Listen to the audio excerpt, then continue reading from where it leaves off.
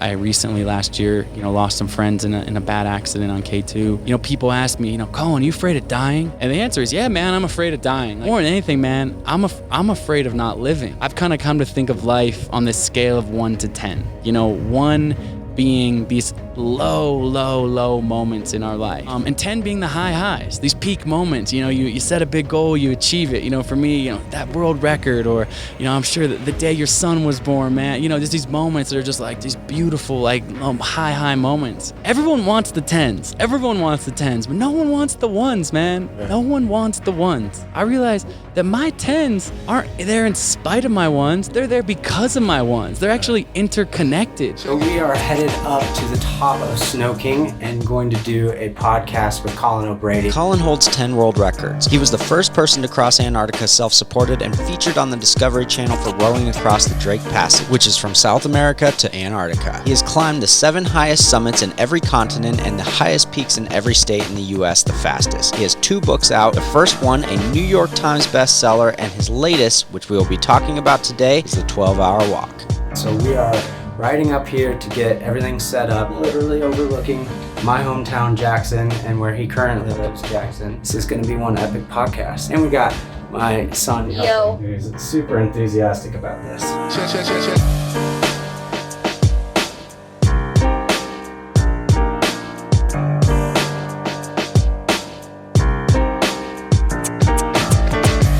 Yeah, this is Colin O'Brady. When people ask you who you are, what do you... Oh, because you do so much. It's a funny question. Easy answer, I'd say, would be professional athlete, but 10-time world record holder, author, speaker, entrepreneur. So I don't really know how to put one word on it, but I'd say more than just lover of life, passionate about creativity, and expressing myself in a lot of different mediums. We are in Jackson Hole, Wyoming. Best backdrop for a podcast ever. Epic. And Jusup and I, a year or so ago, we were up in those mountains together. We didn't quite get the summit that day. We had a few setbacks, but man, we both made it to the top a few days later, and we've been in those mountains together, man. Such Literally. A pleasure. So I grew up here, and I have never climbed the Tetons, and that was a very special moment for me. We made it pretty close, but we did. We just kind of ran out of time. Jenna, my wife got a little bit afraid, which is ironic because a year later she ended up summiting Everest, right? And summiting the Grand later. So she overcame like those 4 days later. Yeah. 4 days later, she's like, "We're going back," and she got to the summit as well as you did with your friends. So, yeah, man, it was awesome. You're a local Jackson kid. I've been living here full time for 3 years. I love it, but it was fun to share and experience that with you up there in the mountain. What brought you to Jackson? It's just a beautiful place, man, and a beautiful community. I think it's a great combination. It's a mountain town, obviously. The snow sports, the snow, what people think about, climbing in the summer, rafting, fishing, mountain biking, all the outdoor things. But I also think it attracts a really interesting group of people. I think that there's a really interesting group of entrepreneurs, creatives, people that have chosen to live here. I know you're one of the few that are like local, born and bred through and through, but that's not too common, as you know. Yeah. And what I find is, you go to other parts of the country, not to knock on that, but it's like sometimes people just, I live here. Why do you live here? I was born here. I've just been here. My people are here, which is a good reason to stick around in a lot of ways. But Jackson seems to attract people that choose to live here, that are like, I want to live in Jackson because it's beautiful, because it's amazing. And that's one of the things I love about it. And it's not necessarily the most affordable place to live. So you have to really want to live here. Totally. To be here. Yeah, it's beautiful. I mean, I feel like growing up here, I didn't appreciate it as much as I do now. I mean, my son's back here on his phone, and I'm trying to tell him that, dude, this is... look around, man. Places like these are not lasting. True, yeah. We skipped ahead and talked about, we climbed the Grand together, but we actually met each other through the Calendar Club. Yeah. Do you want to tell people what... Yeah, so, at the beginning of COVID, basically, a buddy of mine, Jesse Itzler, a couple months before COVID, just, had nothing to do with COVID, kind of decided he was going to do this ridiculous running challenge. And he was like, "Hey, Colin, I'm gonna run one day for every date on the calendar." So he did it in February. February 1st, he was going to run 1 mile. February 2nd, he was going to run 2 miles. February 3rd, he was going to run 3 miles, which you start to do the math on that. The first, 10 days or so are like, if you run some, it's like not too crazy. But the last 10 days, it's like a marathon a day. It gets crazy. But he did that, loved it, kind of did it by himself. And then COVID hits in middle of March. I was here in Jackson, actually. I was on my previous book tour. Everything I had going on was canceled. I had an expedition to Mount Everest planned with my wife. That was canceled. All of a sudden, just like the rest of us, the world shut down. And we ended up going to Oregon, nearby where my family is. We weren't staying with them. We were staying in a small cabin that my family has on the Oregon coast. But we were, over being in Oregon, if something happens with my parents, they get sick, it's a scary time. And I'm kind of sitting there trying to figure out what to do with myself a little bit. And I remembered that Jesse had done this thing that he had called the Calendar Club. And so I said, you know what? I'm going to do the Calendar Club. But wouldn't it be cool if, I didn't just do this by myself? We're all sitting, locked in our houses in weird spots around the world right now. And so I just put up a message on my Instagram that just said, hey, man, I'm going to do this thing called the Calendar Club. Here's what it is. I think it was on March 30th or March 31st. I'm starting on April 1st. Who wants in? Yeah, I think it was... Because I didn't even know who you were at the time, and it was you went on a live with Jesse. Yeah. And so I had saw Jesse had gone on there, and then you guys were it was literally 2 days before. Yeah, it wasn't. I was thinking, maybe 5 people are gonna, sign up. 10 people, a couple of my friends and something like that. But yeah, Jesse and I did a live about it, and I don't want to say it went viral, but we had 1,200, 1,300 people sign up from 25 different countries, and it was cool. Jesse had just run it, so he wasn't gonna run it, but he was like, hey, depending on how many people run it, I'm gonna donate a bunch of money to first line workers, this is early on in COVID.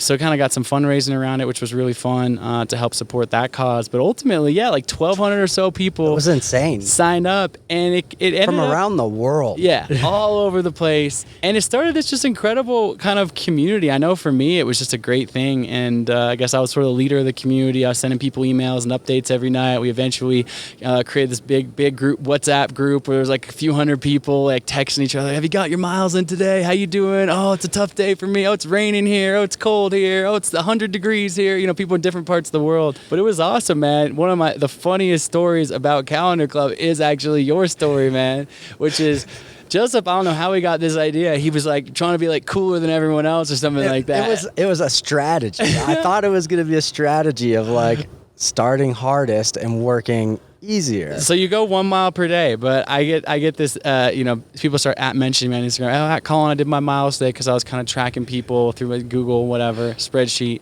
And I get this message from this dude who's hobbling down the road at 11 p.m. at night. He's like, bro, I decided to start with 30. I'm going in reverse. And then by the end of that day, you were like, I don't know, man. This seems like this was a bad idea, 30 miles off the couch. Which is crazy because, I didn't really run seriously like that. You had a big Zoom the other day, and you had asked, if it was a good idea. And the first thing I said, or, you brought me up to speak on the Zoom, and I said it was a terrible idea. But ironically, as terrible as it was the first time in my entire life that I hit such a pain cave that, I hit my true limitation.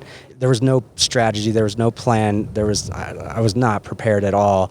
And at 20 miles, I literally hit probably the hardest thing that I've ever experienced and still had to keep going. And you got it done, man. You got it done, which was cool. And what ended up happening, for me with that community, April 2020, man, it's a time, if you were alive during April 2020, older than maybe 7 years old, that will be a memory that you'll have for the rest of your life. What were you doing during April 2020? COVID lockdown around the world. That impacted, 7 billion lives, basically. There was no one who was untouched from that. And it kept, in a weird, strange, uncertain time, at least for me, it kept this positivity, it kept this purpose, and the community purpose. Yeah. And the community was amazing. Just the accountability to that. Not that I'm someone who follows through with goals that I set, but even still, it was there's some hard days, there's tired or whatever. But it's you wake up, there's 200 people on this WhatsApp. I already got my miles in Australia, and you're like, all right, man, I gotta get mine in. Totally. And so it was really cool, man. It was awesome to meet you through that, and the people that there's lots of people that I know you and I have met, on Instagram, digitally, just cool people that I've stayed in touch with. Yeah. To this day. It's incredible. Even after that Zoom, it was I was getting DMs from people that are like, it was so good to see you on the Zoom, and that it's crazy. Yeah. It is burned into my mind as I remember somebody was asking or talking about it and how during lockdowns, they didn't get anything accomplished. They just watched a lot of Netflix, and it was Man, I personally feel like I accomplished something. Yeah, you ran major. 430 miles. 472. Oh yeah, it's because that's right. You doubled up. Yeah, exactly. Towards 30, the 30 end. on both sides. Exactly. Yeah, it was something that will always be ingrained in my mind, and it also, I think, for me, taught me that like about what it is that I am capable of doing. And that first day, I mean, what the initial beginning days should have been easy, and the rest of the whole month was hard. Yeah, yeah, exactly. You torched your legs from the beginning, but yeah, I mean, I know we'll talk about it more, in this interview. But really born from that time and that headspace is this new book that I got coming out, the 12-Hour Walk. It kind of came into my mind just not long after that time with the Calendar Club. So that time was an important time, a challenging time, man, a hard time in the world, hard time, mentally, emotionally. But sometimes hard times, allow you to build some cool creative things from them. That's for sure. You kind of brushed by it, but you had said that you kind of exceeded your expectations on how many people were going to participate. Yeah. So what I found really fascinating and really impressed me is how much, because I imagine, like I said, this book's going to flow over. This is the new book that we will talk about. But what exceeded my expectations is because like it is something that you came up with a few days before doing it. Yeah. And then not only did you have this physical piece to it, but you did an incredible job of creating a community that you could also, that like I bought your book from it. I guarantee multiple people bought your book and listened to it or read it or anything. So you were able to leverage this, and you were sending really well written newsletters out to people. You took that and you turned it into something that was very, I feel, lucrative. What are those type of things? Like how did you see that opportunity and just go? I have always, been passionate around building community and building authentic community. The Calendar Club was in no way, shape, or form designed like, oh great, let me get this many people into my, email funnel or something like that. That's not at all, where that was coming from. I've been drawn to other people, other communities where people are doing things with a genuine purpose. And then you're like, oh wait, like that dude's cool. I want to pick up his book. I want this. I was recently, on the Rich Roll podcast, just came out a couple days ago. And Rich has been a friend of mine for a long time. And, one thing I love about his story is that, he wrote a book, Finding Ultra, in the 10 years ago now, 2012, I think it was. He's like, look, man, I didn't hit the New York Times bestsellers list. I didn't come out of the gate with this massive thing. He had a big kind of shift in his life, a cool story to tell, et cetera. And he started podcasting. He kind of started podcasting in the early days of podcasting. And he is very proud, and he should be very proud of this. He goes, 10 years later, my book year on year has sold a few more copies than year one, more copies than year two, whatever.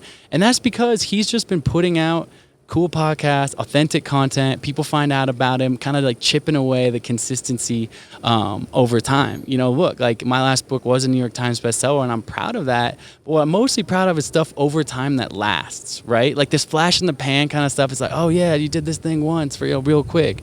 And I think community ultimately is that. My events company called 29029 is founded with the same fundamental principle. We bring a small group of people, 200, 250. We could have way more. We limit it to that because we want everyone at the end of those weekends or climbing a ski hill over and over to reach the vertical feet of Everest to come away feeling like they know each other, feel like they went through a challenge together. We put everyone's first name on the bibs and everyone's like, yo, Colin, good job. You're on lap this. What's up, Jusup? Whatever. And you walk in as strangers and you come away as friends. And the Calendar Club, was built with that same ethic and the same ethos. 29029 I also did with Jesse. So, both of us have a lot of similar values around that. And so, yeah, for me, the Calendar Club really was that. When I even said on Instagram, I wasn't thinking, I'm going to send people an email every day. I'm going to do a thing. It was just, it happened organically.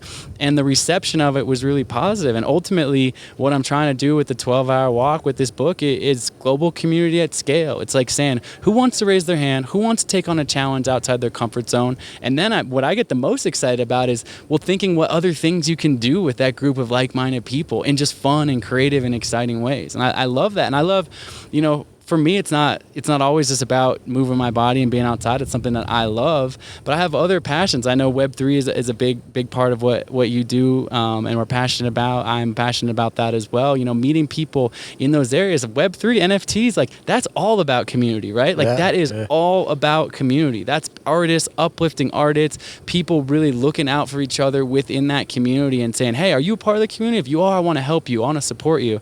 And look, I mean, we come back all the way to Calendar Club. I think that's exactly what you're saying. It's like, oh, I want to support this person because we're in this thing together. We're doing this together. And the amount of people from that, like, there's stories that I don't even know about, but I know lots of people. It's like, oh, I flew across country and I hung out with this girl who I met on Calendar Club. We went on this trip together. Like, people started dating from that. Like, I mean, like, you know, it was wild. But it was just like, we did this thing together. They'd never met in person, but they felt like they knew each other and have built and created businesses, relationships, all sorts of things on the backside of that. So that's magic, man. It's incredible. So as somebody who has accomplished so much and crazy, not just like, I mean, these are big things that nobody else has thought about doing before you did them, or maybe they have. But I would imagine from the outside looking in, there's a lot of people that it's very easy to put you on a pedestal and kind of just say, you're special. Like, I can never do what he's doing, or like, you're crazy for trying to do this.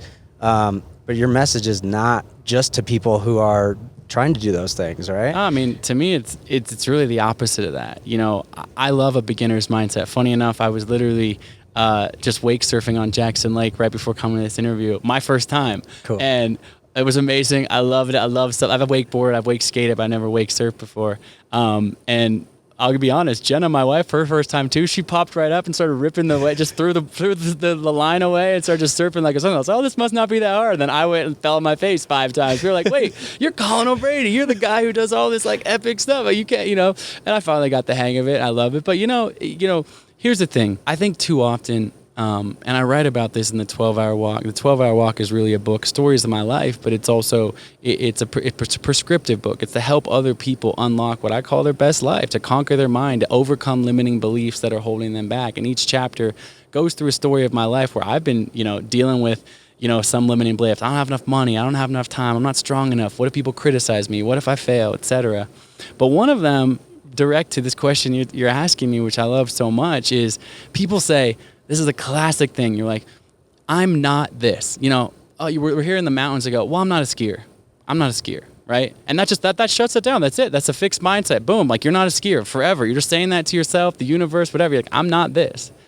And from my life, look, it's well known. I set this world record for being the first person in a team of us to row a boat across Drake Passage. So I rowed a boat across the most treacherous stretch of ocean in the entire planet, 750 miles in an open hull rowboat, no motor, no sail, just us on the oars, 40-foot swells, icebergs, penguins, killer whales. I mean, it was a wild journey. There's a whole feature-length Discovery documentary called The Impossible Row, if anyone wants to check it out on Discovery Plus. If you want to see me get worked and smashed around this tiny little rowboat and throw up on myself. It was brutal, man. It was brutal. But we made it. And in the book, in the 12-Hour Walk, I tell that story. And then I open the next chapter, because this is just the way it happened in my life. I open the next chapter, and I'm on a rowboat again. And people are like, oh, what? Is another chapter in this book about a rowboat? I'm trying to take one stroke, and I fall flat on my face. And you're like, wait, what the hell is happening here? And then I stand up, and I'm in 6 inches of water.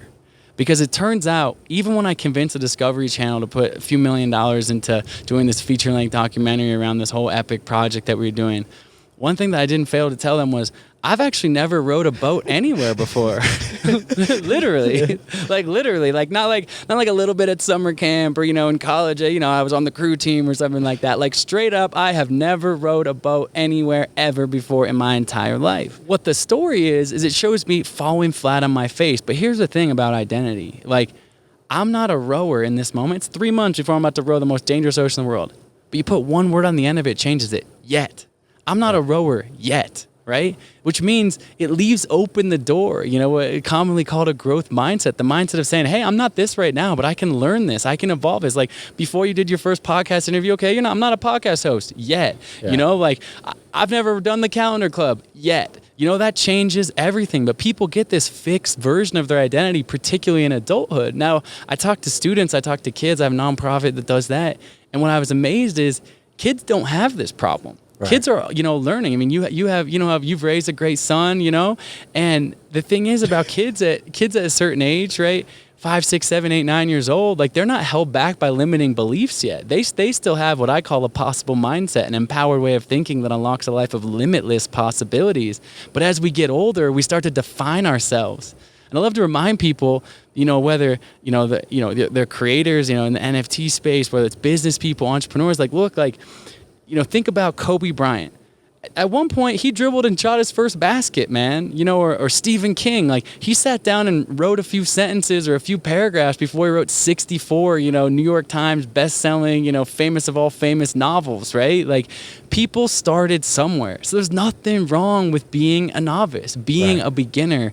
And so I have always embraced that. And that's why I think, to me, it's easy, as you said, for me to sit here with 10 world records, done stuff that no one in history's ever done, pushed my body to extremes, and you just be like, man, I heard about that dude. He just must be some crazy, badass, strong dude who just came out of the womb that way or whatever. And that couldn't be further from the truth, man. Like, I have failed. I've fallen on my face. I've had doubts. I've had fears, but I have continued to overcome those. That's the difference. I've continued to push those limits, push those boundaries, and eventually that has been the key to my success. But what I believe about that is that's not an innate quality.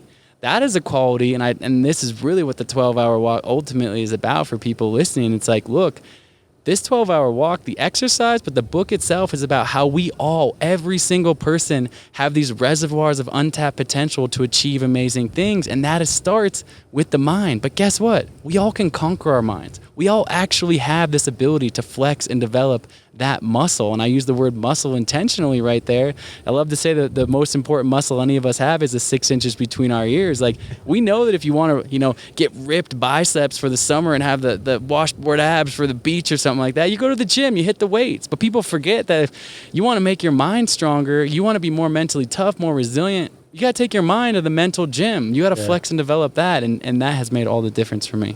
You clearly have to train and do a lot of stuff for all these feats that you're doing.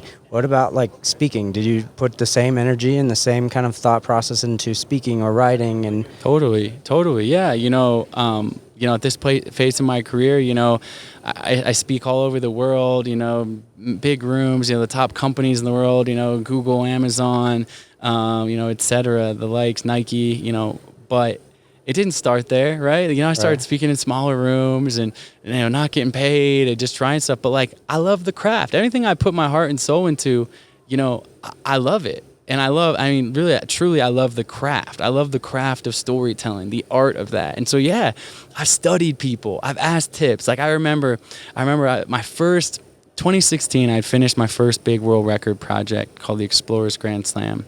And I got some press and some media attention. It was kind of the beginning of this, chapter of my life of, being a world record holding, explorer, adventure, whatever you want to call that. And a speaking bureau reached out to me and said, hey, we want to pay you for this big corporate speech. Something I do commonly now, but it was the first time that, a speaking bureau, I want to pay you this to go speak at these in a room full of, 500 executives. I'm like, all right, great. And so I said yes, of course. I worked on my speech real hard, and I was getting ready for it. I felt pretty good about it. I'm the closing keynote on the day. And they brought in this other professional speaker to be the opening keynote of the day. And, usually I'd be like, my speech is way at the end of the day, so maybe I'm not going to see this other speech. But I was like, I'm going to wake up, and I want to watch this guy. I want to learn from him. There's a guy named Mick Ebling, incredible speaker, incredible story. Never forget it. And my wife, Jenna's there. Jusup, my wife. She's incredible, amazing supporter of mine. Been in my corner, ride or die. We sit there at 7 a.m. This guy, it's hard to give the opening keynote, too, because people are kind of a little tired, haven't had their coffee yet, getting the day started. And this guy comes out and gives this incredible speech. People are laughing. People are crying. It's just a dope speech. It's this incredible story. And standing ovation. And I'm thinking, I'm actually in it. I'm like, oh, it's a cool speech. It was dope. My wife looks over at me and she goes, you're screwed, man. I was like, excuse me? She's like, yeah, I've been hearing you practice your speech for the last month. And man, you're not even in the same ballpark as that dude. And she was right. I don't think it was as bad as she thought it was going to be, but she was right. But the point is, is that in that moment, I could have been going back to that identity, that mindset, that growth mindset. I could have said like, oh man, I saw this world-class speaker. I gave this other speech. It wasn't great, just to get the ball over the net and get that paycheck that day, embarrassingly go home with a tail between my legs. But instead, I went right up to him, shook his hand, and said, hey man, I'm giving the closing keynote.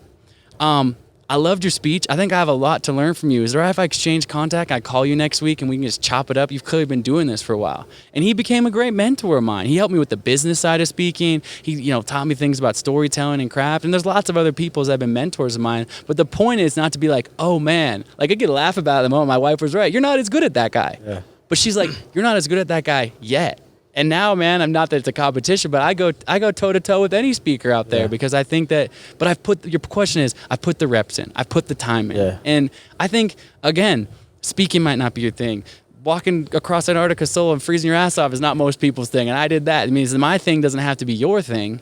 But, I love to say, what's your Everest? What are your big goals? What are your hopes? What are your dreams to anyone listening? And then beat on that craft, man, because you have a masterpiece inside of you. There's no reason if you're building a Web3 company, you can't have that ridiculous 8, 9, 10 figure exit if that's what you're going for. If you're a creator and you're just trying to create amazing art in the world and you want people to see it and view it, it doesn't matter. It literally doesn't matter. You want to make $1 million, save 1 million lives, have impact in your family. Like, there's no right answer to that question. The only right answer is not trying, not going for it, not caring.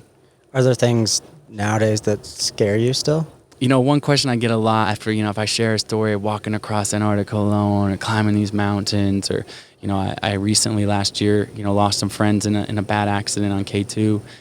People ask me, Colin, are you afraid of dying? Are you afraid of dying? I think it's a fair question, just given the risk and the stakes of things that I've been involved with. And the answer is, yeah, man, I'm afraid of dying. Like, I'm not trying to die. Like, I don't have a death wish. I don't even think of myself as a crazy adrenaline junkie or anything like that. Like, yeah, in that sense, yeah, I'm afraid of dying. But what I've come to realize is, more than anything, man, I'm afraid of not living. Yeah. I'm afraid of not living fully. And my full expression in life is, you start off with, how would you describe yourself? Well, athlete, entrepreneur, author, speaker, hopefully soon to be father, husband. I could describe myself in a number of ways. It's a full tapestry that I'm trying to paint, a full masterpiece of a life. I've come to realize it's something that's been very potent for me as a way to think about the world is I've kind of come to think of life on this scale of 1 to 10. 1 being these low moments in our life. Whether that's depression, sadness, a tragic incident, an illness. Like, we know what these low moments are, getting fired from your job unexpectedly, whatever, like low moments in life. We all face them. And 10 being the high highs, these peak moments, you set a big goal, you achieve it. For me, that world record, or, I'm sure that the day your son was born, man, just these moments that are just like these beautiful, like high moments. Everyone wants the 10s.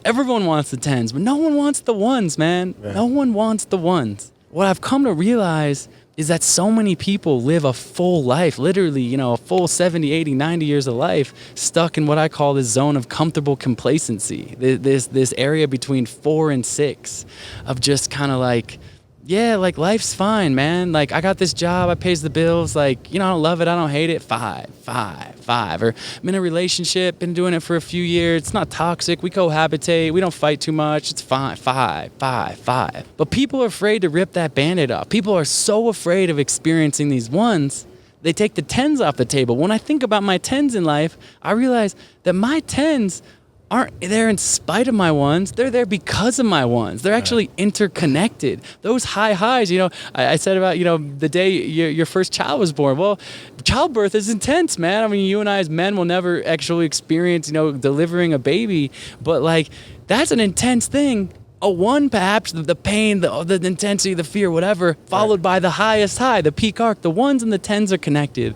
So if you don't embrace the 1s, if you don't take that risk, if you're building a company right now, when you got that back of the napkin, we got this business idea, we're going to start telling people about it. The first few years of starting anything, even if you're going to be wildly successful, is usually insanely hard. Yeah. And so, man, for me, am I afraid of things? I'm afraid of some things, I suppose. My biggest fear is not living that full life, not taking the shot. Because even every time I've quote unquote failed or something hasn't gone perfectly my way, what I've learned over time is I have learned so much through that, and that has actually been the springboard to the next thing, the next big success. Those ones, and I tell myself this now, I learned to embrace the ones, and I talk about this mindset in the 12-hour walk, which is embrace those ones, because when you're feeling them, it sucks, man. But it's also more often than not the actual doorway or the window that you need to go through to reach that next 10. So like one thing I've heard is very, very successful people tend to not delay gratification, meaning that like you set out to cross Antarctica. Actually finishing it isn't when you get this dopamine. You don't allow yourself to get this insane high off of that, because the journey is what you've getting these dopamine hits throughout your entire journey. Does that sound accurate to you? Yeah, in a lot of ways, certainly getting to that end goal was a massive success. Right. But it felt that way because of the journey. And I've described it, it's a funny way that I've thought about, but I describe it this way, which is, if I took you on most people go to Antarctica, obviously very few people go to Antarctica, but the people that do go to Antarctica as tourists, the easiest way, it's still very expensive, but the easiest way is to go on a cruise ship. And it's usually a pretty expensive ticket and a luxury cruise line or whatever, and you go to the edge of Antarctica, the exterior. I was walking across all the way through the interior, so it's a different thing. But it's beautiful, man. I mean, it's untouched, basically, unspoiled. Like, even we're looking at the Tetons, which is a national park, but still Antarctica is a more wild, rugged place by, magnitude of 100, just whales and penguins and icebergs and just the most insane, vast natural beauty you've ever seen. And if I took you there in a cruise ship, it might be an 8, man. It might be an 8.5. Like, it's that epic. It's amazing. But I've also rowed a boat there. I have actually been there in a cruise ship, and I've also rowed a boat there to almost the exact same point on the peninsula. And that 10 was when I rowed a boat there, because I went through the challenge. I struggled. I felt the Drake Passage. And when I finally saw the shores of Antarctica, the relief and the excitement. And the point is not, don't go to Antarctica in a cruise ship. But it is about that journey. It is about that flow state. It is about what you tap into on the journey of being in that process. There's a lot of entrepreneurs, good friends of mine, who have had that big exit. And I think that's the finish line. Invariably, that exit, despite, the huge uptick in financial wealth, oftentimes is followed by one of the hardest years of people's life.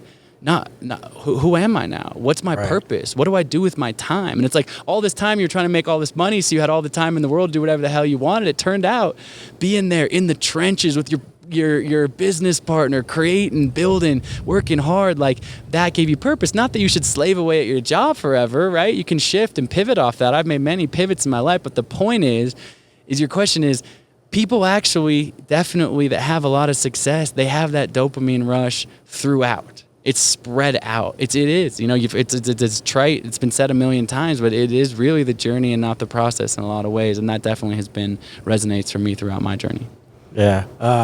So what is your understanding of Web3? You said a little bit before we started recording that you dabbled in it a little bit, huh? Yeah, so I've been fascinated by it. I think I bought my first Ethereum and Bitcoin in 2017, so not early wave, but 5-6 years ago, kind of before the first kind of winter. Yeah. Nothing crazy, but was like a lot of friends doing token projects, and at the time ICOs were a big thing, which I obviously pretty fallen out of favor at this point, but that was a moment in time. I've kind of been tracking on it for 5-6 years. Over the last year and a half, probably, I've made some bigger investments. One is, I don't know if there's a company you're aware of, but it's a company called NFT Now. It's a NFT media company. A friend of mine who I've known from New York, but he actually lived in Jackson for a long time. Okay. He's one of the founders, and I was excited about the NFT space, and really excited about what these guys are doing. They're helping to filter and not filter isn't the right word, but to cultivate community, to actually agnostic to this creator or that creator, but saying like, well, where are people getting their news and where people are learning more about this, and trying to bring more people into the tent in an inviting way. And they've got some cool other tech and ideas that they're working on. So that was a seed investment I made. I've invested in some other projects and in some other funds and stuff like that. But I love the space. Look, even with my new book, The 12-Hour Walk, I haven't fully put the capabilities in, but I have an NFT idea around the cultivation of community around that.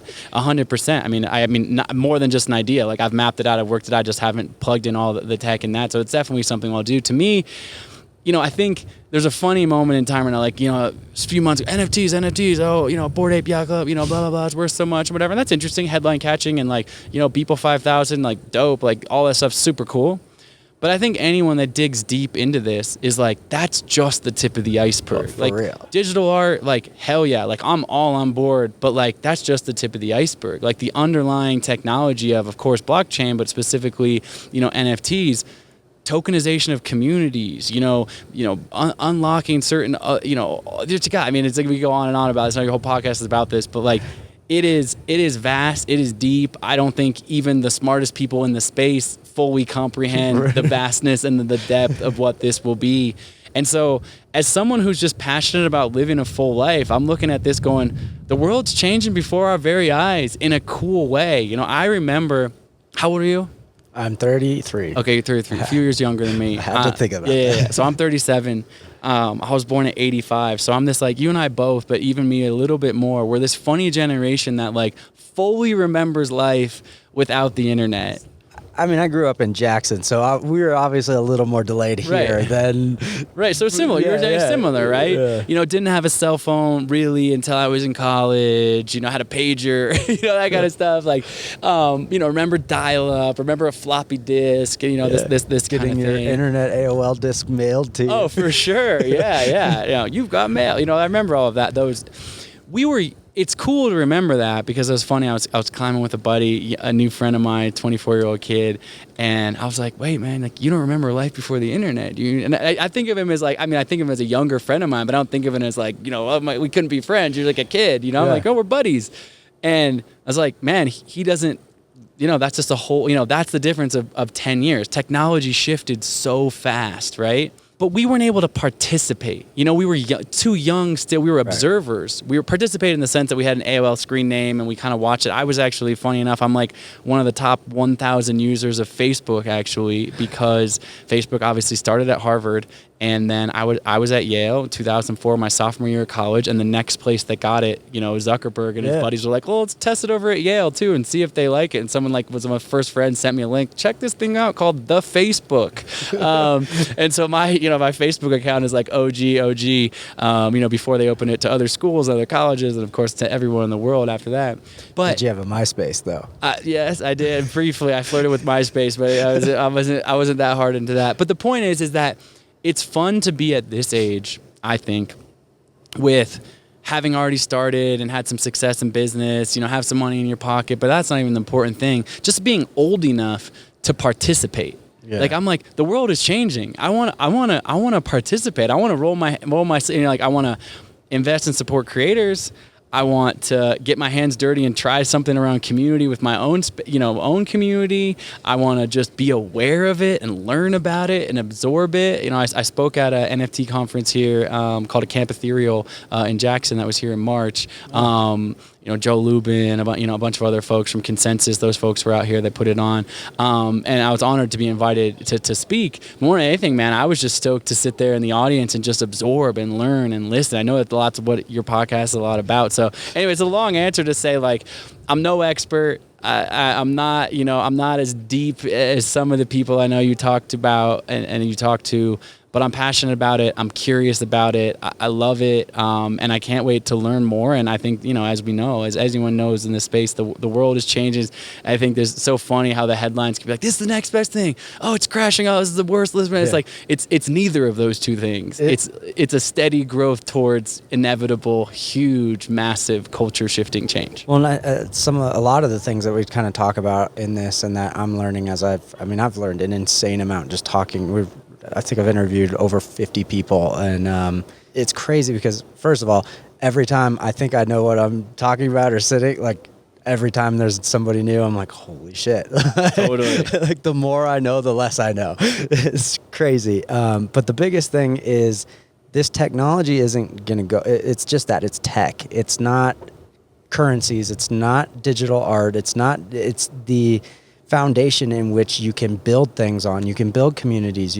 we're going to see so many things. Our passports are going to probably be an NFT. Our driver's license will be tokenized. Like, all of these things are going to work, and we're in a very unique opportunity where you can either learn it and capitalize off of it, like you said, being old enough to actually know better to use this opportunity and build into it, or you'll just use it and never know what you're using. You'll never know what the back end is. Right, because I mean, it's funny. I mean, I literally, this dates the story, but I remember I grew up in Oregon, and I remember the Oregonian was a local paper, and I remember getting delivered the Oregonian. My parents, subscribed or whatever, and my mom opens the front page this one day, and it says, "The information superhighway." The internet is coming. This is like 94, 95. I'm like 10, 8, 9, 10 years old or something like that.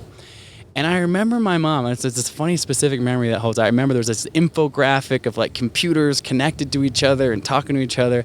And then one of the case studies it says is, you're going to be able to buy clothes and shoes on the internet. And I specifically remember, I'm a 10-year-old kid, but my mom's, a smart, intelligent adult at this point. And I'm like, how could you buy shoes on a computer? Like that, just like that. Like you got to go to a shoe store and touch the thing and put them on, and then you walk out and she couldn't explain it. Nobody could explain it. The point is now that is, to your point, now everyone's just like, yeah, man, I go to Nike.com and I buy a pair of shoes. Like that, I go to Zappos. I go to whatever. Order your food now. Yeah, and it'll show. Right, exactly.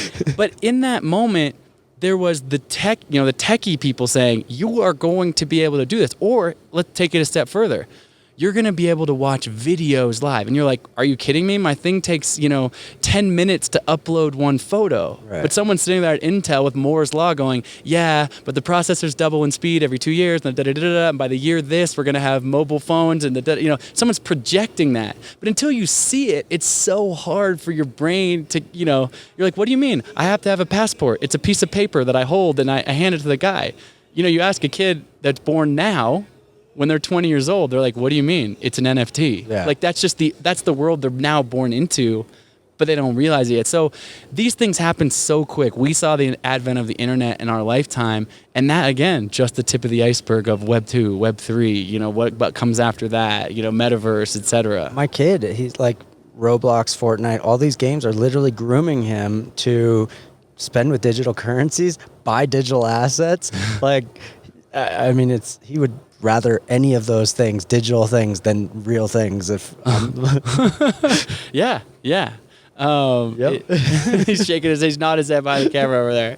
I love it. No, I mean, it's fascinating, man. And for me, I probably will never be the most educated on the topic, but I'm along for the ride, and I'm curious, and I love to learn. I love to just talk to people. I love high performance, and I love that in any avenue. I love meeting someone who can compose music by ear. I love someone who has incredible business chops and is working on a big problem. I love someone who's thinking about a new technology that everyone thinks is never going to work, but is like grinding away in their basement, like working on it. Like anyone who has those big ideas, but more than the big ideas, but the gumption to go after actually chasing the goals. That's what I love, man. Have you purchased or gotten any NFTs? A few, like nothing that are like named, like nothing that you'd be like, oh shoot, you got one of those, like I don't have anything that impressive, but yeah, I got a handful of just cool pieces that I think are cool and stuff like that. But which chain? If let's see, Solana and Ethereum, yeah. As he's wearing a Solana hat. There you go. Yeah. Let's talk about the book. Yeah, man, the 12-hour walk. I think it's funny, because since we talked about the Calendar Club, it tees up that moment in time, which is, so I'll back up a little bit. I walked across Antarctica solo in the end of 2018, early 2019. I got back from that trip. At the end of that journey, 54 days, alone, nearly 1,000 miles, pulling a 375-pound sled behind me, in the most desolate, brutal environment you can possibly imagine. -30, -40 average day, but with 50-mile-per-hour winds, -70 wind chill. Lost, lost like 30 plus pounds, hip bones protruding, frostbite on nips of my nose. My family all was beat up. What ended up happening in my mind out there, interestingly enough, is the stillness and the quiet and the solitude actually made me stronger, man. Actually made me tap into places in kind of my own body, mind, soul, where I found deep fulfillment, deep purpose, deep clarity. Man, I'd have big ideas out there, but my mind wasn't distracted like we are. Like, oh, you have this idea about something, your phone not buzzes, and your brain goes in a million other directions. And so I found this really beautiful place within my own soul. And when I finished that project, I thought, okay, great. Like, I've got that now. Like, I've got this place in my mind that I feel just connected to. It's beautiful. And that was true for a while. And then COVID hit a couple years later, and this moment of the Calendar Club, COVID hits, and it just knocked me down. Calendar Club was a great life raft for the month of April. We get into month of May, don't have the Calendar Club crew, still kind of locked down. Oh, this COVID thing's not just blowing over in a couple weeks. Like, remember, we'd be like, oh, that's going to be over by Easter. That's going to be over by this. Of course, that didn't happen. And I found myself having some pretty rough moments in my mind. At one point, my wife looks over at me. She's like, you haven't changed out of your pajamas in 3 days. You've just been sitting there on the couch, like doom scrolling the news and reading about this many more people are dying in New York City, and this country's locked down now, and this is happening. Just it's a weird, uncertain time. I think we all remember in some way, shape, or form, how that period of time was different for everyone, but everyone was impacted by it. And so I thought back in that moment. I said, when was the last time I felt kind of connected? In a positive way at the highest level. And I was like, crazy enough, at the end of my Antarctica, despite how beat up my body was, I felt really good. I felt like I had a lot of purpose, a lot of clarity in my mind.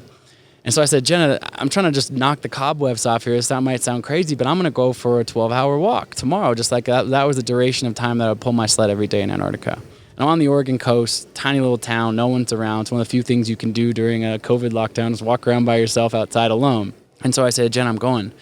I'll be back, probably around dinner time or something like that. She's like, all right, have fun. So I walk out the door early that morning on the Oregon coast. 20 minutes in, my phone buzzes in my pocket. And I instinctively reach for it. I reach for it to I'm like, oh, buddy's texting me. I grab it out of my pocket. I'm about to text him back. And I'm like, what am I doing? Like, I just stare at my phone, my social media, my this. And look, I love social. It's not like I'm vilifying that. But just in this moment, I was like, enough, man. Like, I just need a break for a second. So I put my phone in airplane mode, and I continue the rest of this walk. No music, no podcasts, the stillness and the silence of my own mind, which can be a scary place. But ultimately, I get back to the front door, and I have found that peace again. And as I open the door, my dog jumps up on me. He's happy to see me home. And my wife looks over at me, and she goes, you're back. And I said, yeah, I told you I was coming back like in 12 hours. She goes, no, you're back.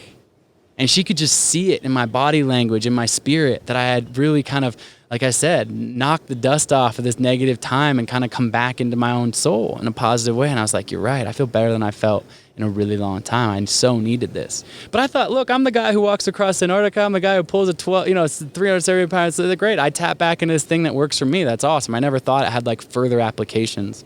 But COVID's happening, and all sorts of friends and family and whatever, they're going through tough times. And, you know people that you just talk on the phone to. They're like, I'm having a tough time. I'm stuck in my job. I'm stuck in my house. Zoom call, the Zoom thing. Like, what the hell is this? Right? The world's changing so fast. And I started telling people, well, I went on this walk. I mean, it might sound ridiculous, but if you want to give it a shot, give it a shot. And before I knew it, just like in Calendar Club, 1,200 people raised their hand, not quite 1,200 people, but friends and family, dozens of them started being like, I'll try that. I'll try that. I'll try that. And all of a sudden, all sorts of different people tried this 12-hour walk in stillness, in silence, right out their front door. And every single person, when they got back to their front door, had a massive breakthrough, had found this place in their mind, this stillness or this confidence or this clarity, or pushing up against the edges of what they thought was possible. Like you going, man, I didn't know I could run this 30 miles, hitting a tough spot in that, but then getting through it. And so I started to realize that the 12-hour walk and what the book really is about, the book is about limiting beliefs. The book is how we can, overcome obstacles, reach our highest levels of achievement, success, fulfillment. But a lot of personal development books are one of two things. They're kind of this lengthy textbook on psychology and all this kind of stuff. Not knocking that, but that's not what this book is. This book is rich, edge of your seat storytelling of adventure of, Antarctica and Everest and all these epic places, whatever, but told through the lens to share a message, to share advice around how we can overcome what I think the 10 most common limiting beliefs are. I don't have enough money. I don't have enough time. What if I fail?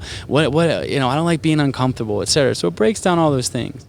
But at its core, where I think a lot of, personal development books, and I actually like the genre a lot, but where I think a lot of things fall short, is there's a lot of advice or wisdom, but not a lot of tangible take-home, something you can act on. And this book is actionable. At its core, the book invites you to take your own 12-hour walk. And there's a reason it's not a blog post or a tweet that says do this, because there's more essence in the book that helps facilitate what you should be thinking about, how to work through that process and whatever. But it's a quick read. You know, you get through it in a day or two, but it leaves you with a question, an invitation that says, hey, you want to overcome any of these limiting beliefs? You can do this in a day. You can do this in half a day, 12 hours, literally, of all the people I've ever known. I'm stuck. I'm struggling with this. I don't know what to do. I have a big decision that I'm weighing. You go take that 12-hour walk, you come back, every single time I've seen it come back in a positive way. And another way of saying it is like, it's supposed to meet you where you're at. It's not like, you know, I love a big challenge, like an endurance challenge you got to train for, a marathon or something like that. Different than the calendar club. Yeah. We had... Yeah, you're building up to it. We had to go. Specific distances. This is not that. This is an exercise of the mind. I don't care if you go for 1 mile. I don't care if you go for 50 miles. Take as many breaks as you want. If you can push your body, push your body. That's great. That's a part of it. But my 77-year-old mother-in-law did the 12-hour walk, and for her, it looked like walking one time around her block, then sitting on her porch for an hour, taking a break, maintaining her stillness and silence in her mind. Just the stillness and silence. If you're listening to this, like most people, I ask most adults, man, 30 minutes longest they ever go without looking at their phone or playing music or a podcast or having their kid in the room or whatever. Like, it's rare, man. Like, it's rare. But it's a gift, too. And it's not a gift to say, oh, and then when you get back from this, you should become a monk and throw away your phone and never this. It's like, no. This is just how do you integrate this rest, this stillness, this moment in time into your life. And I found it to be so valuable. So for me, man, the thing that's lighting me up right now is my next Everest, my next massive goal is this book's coming out this week, but it's to inspire 10 million people to take the 12-hour walk. To tie this into like the Web3 space, like one of the, and I would assume you've kind of witnessed this watching it, but it moves insanely fast. Like what you talked about with the growth in 10 years between the difference in you and the guy that your new friend. I've talked to people on this podcast in January, and where their projects are now is like insane. This entire space moves so fast that it causes a lot of people. I almost feel like it's very, especially trading and NFT kind of speculation and stuff like that. It mimics very much gambling, which can have a major impact on your brain. And I don't think a lot of people in this space take the time to stop, to slow down, because when you do, your mind is like, you're going to miss something. Totally. But what's so interesting is, you know, that's one of the limiting beliefs, and I talk about it in the book, which is I don't have enough time, right? And a lot of that's coming from, I don't have enough time because I've got this really big job or this big NFT project, or, you know, I got my kids to look after, like I could never find the time. And that thought is logical in the sense of what you're actually saying is, I don't want to let my kids down because I want to be a good father. I want to be there for them, right? I want to be there for them, or I want to show up to my job and I don't want to miss a thing. So I don't want to miss a beat. The interesting thing is burnout is also real. Yeah. Burnout is also real. You're saying that because you actually want to be the best. Let's take the parenthood example for a second. Most people are saying that I don't have enough time because I could be there for my kids, because they're saying I want to be the best parent that I possibly can be. But here's the thing. Taking one day to reflect, to reset, to get your priorities right as a parent, actually, likely, the kid's not going to remember the one day you weren't there, but the ripple effect over the next year or years from having that check-in with yourself or having that moment of reset. Or take a business example. Oh man, the market's moving so fast, like I can't miss that day. Like what if I'm out there with my phone off and the thing happens and the blah, blah, blah, whatever. Here's the thing. What you're saying is you want to be the best business person. You want to make the most money. You want to crush. Yes, most days you need to be locked in, understand the market, understand the way things are shifting. But I guess what? Taking a day away from that, I bet you in hour 7, hour 8, hour 9 of this walk, you're going to have a unique creative thought about your business that you wouldn't have had otherwise. An idea to implement. It's funny, I'm not an amazing coder by any means, but I did work as a commodities trader on Wall Street for a very short period of my time in my early 20s. Only kind of quote unquote real job I ever had. I was learning how to code a little bit during then. You know, it's kind of in the early 2008, so it was people don't know probably know all the, so I don't have to go the history of trading, but basically open outcry trading was the way it was done for 100 years. Guys literally yelling, screaming bids and offers to each other for the longest time. And even into the 2000s, it was that way. And then finally the internet was just so robust that people were like, yo, like this can't happen anymore. We got to start trading what they called on screens. But when I started trading, there was this moment in time between those two things where this thing algorithmic, which is now black box trading, which is very sophisticated at this point, was like, whoa, you can get computers to like tell you, oh, if the price reaches this, buy it. If it goes below this, sell it, whatever. And so I was learning the basics of some coding to implement, again, this is stuff that'd be laughed out of the building nowadays because there's these PhD quant computer scientists crushing this. But it's early days, right? People were trying to figure this out. So I was learning a little bit about coding at this period of time.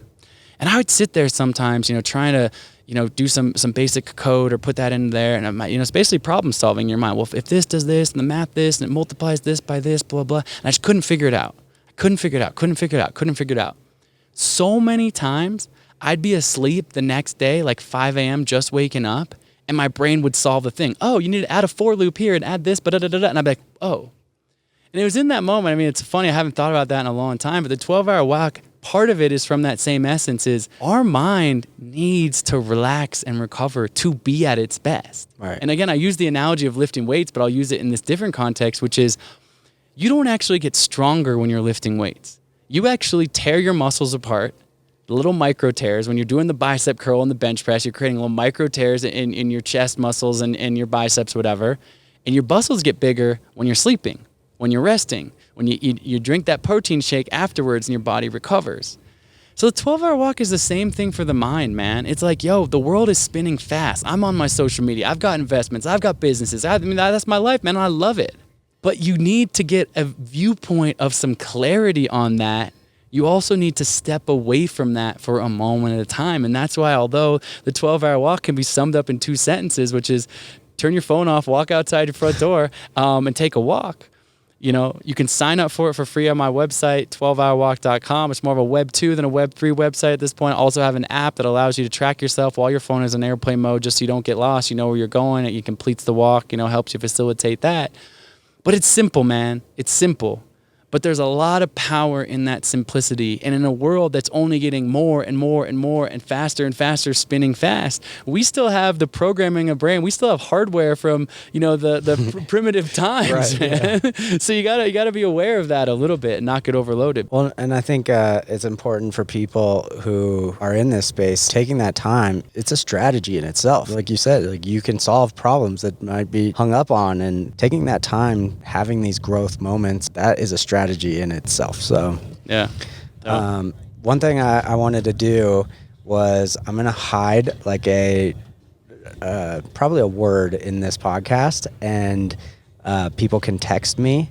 I'll put the phone number up on it, and anybody that texts me, I'm gonna pick 4 people to buy your book, and Amazing. I'll send it to them. Cool. And then possibly we might even do like are you familiar with POAPs? Yes, I am. So similar to that, I'll do like an NFT that you can claim that you listen to this, and we can make something cool. But yeah, like I love like even POAPs, like those things are, you're creating community of like, I listen to that, and now you get to own your memories. I love that. It's a great, and like I said, I have some NFT ideas that are literally right on the cusp of hopefully implementation very soon. But POAP's one of them. Like, you want to be a part of the 12-hour walk community and do some stuff that that I'm doing with the folks that have done the 12-hour walk. Like I said, my app basically creates a JPEG. Jusup, you finish the walk on this date. Here's your track, whatever. So I have like all that data, for you to have, and it's just that one extra layer of the pub of like, cool.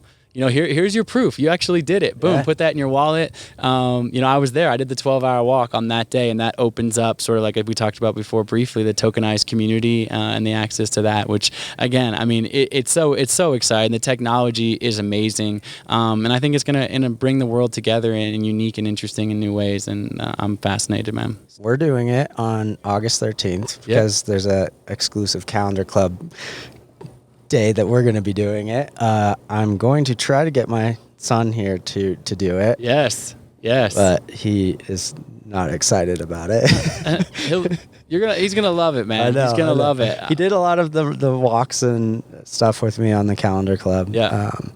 But then you have a public day that you're kind of trying to rally everybody, right? Yeah. So the book comes out August 2nd, and September 10th is a big day. Look, you can do the 12-hour walk on any day. Go to the website, 12hourwalk.com. You pick a date. And that's mostly just because the research shows when you commit to something, you write it down, you're way more likely to actually follow through with it. And then I'm going to hold you accountable to that by sending you a few emails. Be like, oh man, you're 7 days away from the date you picked. Here's some tips, here's some tricks, here's some, basic FAQs, safety stuff, that kind of thing. What I also find is that accountability is powerful, just like we talked about with the calendar club. I was doing that alone by myself. I think I would have completed it, but there was days when I was tired and I was like, well, if no one was paying attention, maybe I'd sleep in extra today or whatever. What we're doing for the 12-hour walk is we're inviting mass participation on September 10th. We've already have several thousand people signed up from all around the world. Rich Roll's doing it. Cool. Other folks, with sort of, reputations or, big communities they have are doing it, noteworthy folks. But it's for anyone, anywhere. September 10th. And that still is you walking out your front door, doing your walk by yourself, but uplifted by the accountability of a community. We'll probably do some meetups, some Zooms or WhatsApp, something like that to, inspire people within that to be able to communicate and talk with each other, not during the walk, but before and after to integrate that. But if people, please join on September 10th. Would love that. Or pick any other date. I also say to people, this walk is to be done alone, but you can also do it in community, in your own subset of community. So you got your business partner, you got your best friend, you got your group text with your college buddies, whatever that is, and you throw it out there and you say, hey, we should all do this 12-hour walk thing. And you're like, well, what day works for it? Oh, 3 Saturdays from now? Okay, whatever that is, August 25th or, whatever that date is, and you all commit to doing it. You and your college buddies probably don't live in the same town as each other. Maybe you do, but you say, you text each other at 6 a.m., 7 a.m. Hey, man, you at your front door? Yeah, man, I'm at my front door. I'm about to do this. You about to do this? All right, cool. I'm going to call you tonight. Or let's meet up. If you're in the same town, do your walk, but then let's meet up for dinner at 8 o'clock and talk about that experience. Yeah. So there is this is, and there's even a chapter in my book that's about community. This is not to be a hermit. This is not to be alone. It is to take a day alone, but to be accountable to something bigger, to integrate that with others, to, I think that's as humans how so many of us learn and absorb is by actually having dialogue. And so the 12-hour walk, it's funny. It's this thing to be done alone out your front door, but it's also what I'm building is community through this. And so I think it's a fun intersection of those two things that seem somewhat disparate on the face value. I thought it was funny. Rich had compared it to the 4x4x48. He called it the 1x12. but it's very similar to that kind of concept where like I did the 4x4x48 this in a couple months ago, and like me and my buddies did it in different areas of the world, and it was cool. Like we didn't do it together, but we did it together. Exactly, totally. And this is the same thing as that, man. And I would be doing it on September 10th, but I signed up for my first 100-mile race. Dude, so. That's big. That's I will be out there for 12 hours. You'll be out there for more than 36. 12 hours. I can't wait to see a picture of you at the finish line, man. I know you're gonna crush it. It's gonna make that 30 miles in day one of Calendar Club feel like nothing. That's so cool you're doing that, man. That's awesome. I'll be rooting for you. Which race are you doing? I'm Tough in McCall. Cool. So cool. 22,000 feet of elevation and 108 miles. Casual. Easy day. That's awesome, man. Well, man, I appreciate you taking the time to do this. Like I had no intentions of doing this coming to Jackson, and the fact that you made time to do this, and Snow King for like letting us come up here and do this. Epic. Well, thanks for having me, man. It's such a pleasure, and rooting for you and all the things that you do. I'm so glad that, here we are sitting in real life. We met, again, it's a good example, meeting in the digital world of digital community and then bringing it into real life and climbing mountains together and shooting a podcast at the top of a beautiful mountain. That's where, Web3, the metaverse meets IRL, all these things. Like it's cool, man. And I love that so much. So it's a pleasure to know you, my friend, and great to have this interview and this time with you. Likewise. Where can people find you? Find me, my Instagram's at Colin O'Brady. I'm pretty active on there. And then all the things 12-hour walk, 12hourwalk.com. Sign up there, pick a date, come say hello on there. There's an Instagram, it's just kind of getting started at 12-hour walk. And then there's an app that'll be out as well to help you track your walk. So you'll be able to find that in the App Store, the Google Play. Do the walk. It'll change your life. I promise you, it might sound simple. You might be thinking to yourself, man, this is a silly waste of time. I'm telling you, that's your limiting belief speaking up right now. You get through this. I've never met a person to complete the walk and not be grateful that they did it. So don't miss out. Let's do the walk. Cool. Appreciate it.